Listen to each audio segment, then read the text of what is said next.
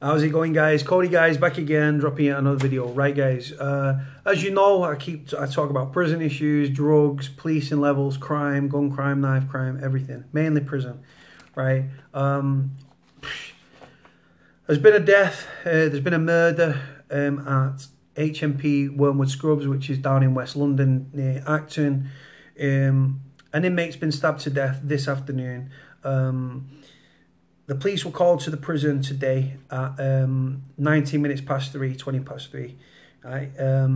Despite the efforts of the ambulance service and prison officers, he was pronounced dead at the scene. Victims' next of kin have been informed and a formal identification is to take place. No arrests have been yet made. The fact is, yeah, obviously, like, when these sorts of things happen, I've been in prison when someone's thrown themselves off a landing. The cell was double locked, so the prisoner was found in another prisoner's cell, stabbed to death. Right, so that cell is technically a crime scene. Right, so that cell will be double locked. That prisoner will be moved to another cell, and the police and the security at the prison will be reviewing the CCTV, because obviously prisons have got CCTV. Now, prisons are in such a dilapidated state, guys, right? Whether the CCTV is working or not, I have no idea. Like I say, no arrests have been made yet. It's an active investigation. There's a criminal investigation going on. Wormwood Scrubs has been branded dangerous for both officers and prisoners alike, right? It's a Victorian prison. It's a Cat B prison holding 1,279 prisoners. An inspection report from last month found the prison had chronic staff shortages, food supply issues, right, and a surge in violence. Her Majesty's Inspector of Prisons warned Wormwood Scrubs was still not safe enough. Ministry of Justice, on the back of Her Majesty's Inspector of Prison reforms last month in December, said the prison was recruiting staff in a bid to urgently raise standards. Now, the thing is, yeah, the Ministry of Justice, guys, are useless, right? They're full of PR stunts, and when a story blows up and a story happens, reference prisons, they're quick to either keep a lid on it or say as little as possible.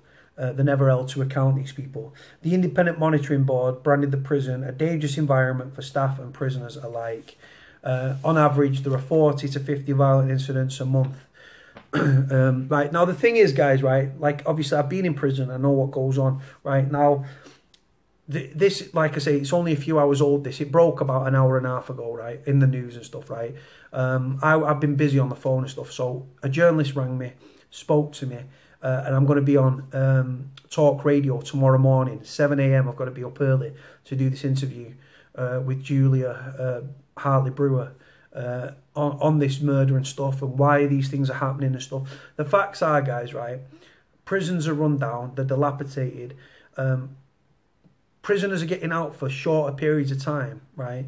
But yet you're seeing record numbers of self-harm and assaults, right? Now, the facts are, guys, right, the reason I do the interviews, the reason I do these vlogs and stuff, right, one is to educate, and two is to keep pressure on the Ministry of Justice that hopefully one day the prison system will change, and it will, conditions will improve, prisoners will be given skills, training, education, reintegration and resettlement, right, so that they can break the cycle of crime, thus saving taxpayer money and staying out of trouble and not going through the revolving door that is prison. But, guys, right, the prison's dilapidated, yeah. Carillion, they had the maintenance contract at the prison. They've obviously gone under. They weren't doing the job, right.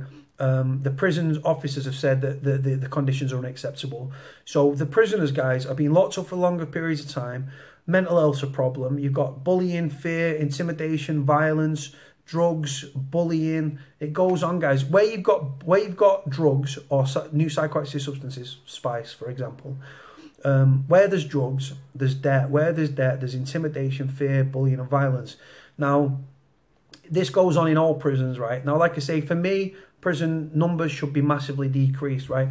Anyone serving under 2 years shouldn't go to prison. In relation to this incident, though, guys, right, the guy's being murdered. Now, my thoughts and prayers are with that prisoner's family at this sad and tragic time. Am I surprised? No. Prisoners are becoming feral. They're locked up for long periods of time. They're eating rubbish quality food. They're living in squalid conditions. Prisons are run down. The prisoners, even the prison, these inspectorate reports, the Independent Monitoring Board of Prisons and the Her Majesty's Inspectorate of Prisons are raising serious concerns about the treatment of treatment of prisoners, conditions that prisoners are living in. So they're becoming feral, right? Prisons are very hate-filled, violent places, guys, full of misery, despair, and death. Prison body bags are a big part of prison life. The prison body bags are as much as prison life as the bars, the prison officers, and the dogs, right? Should people be dying in prison? No. It's more dangerous in prison and more lawless in prison, guys, than it is on the streets, yeah. Mobile phones are banned in prison. Drugs are banned in prison. Weapons are banned in prison. They put preventative measures in place. Prisoners are always one step ahead of the prison officers, right? It goes on that way. Now, in relation to this prisoner that's being murdered, right? Like, God forbid, right? No one should leave prison in a body bag, right? Now, it could be a gang. It could be gang affiliated, right? It could be a gang. It could be a gang problem. They try to keep gang members away from each other. If they might have bad beef in the street, they might have been history. They've gone to, one of the lads has ended up on the wing with the other kid, and he shanked him up, right? Shank is a word for stab somebody in prison. Prisons are weapons are readily available in prison. Prisoners have ingenious ways, whether it's sharpening nail clippers, or it's a pool ball in a sock, or it's just like fashioning a piece of plastic or some perplex glass with a handle so that you can stab and stuff, right? Prison is very violent, volatile places, guys, right? Where it's dangerous. Prison officers try to stay out of it as much as they can. They only come in when they're mob handing and stuff, and they get on the buzzer, and they're reliant upon that buzzer and their panic button to get other prison officers off other wings to run in. But like I've said, guys, prisoners getting out for less amounts of time. Violent incidents take place on a daily basis. Like I say, prisoners are getting out for longer, but you're seeing this guy's been murdered now. Like I say, it could be the nature of his offence right now. There was a guy from Wakefield who killed a 2-day-old baby. Could have gone on the numbers. For those that don't know, the numbers is protection. Chose not to go on the numbers. Went into general population at Armley Prison, Leeds, yeah. What happens to child murderers in prison? They die. He went into general population. He was murdered.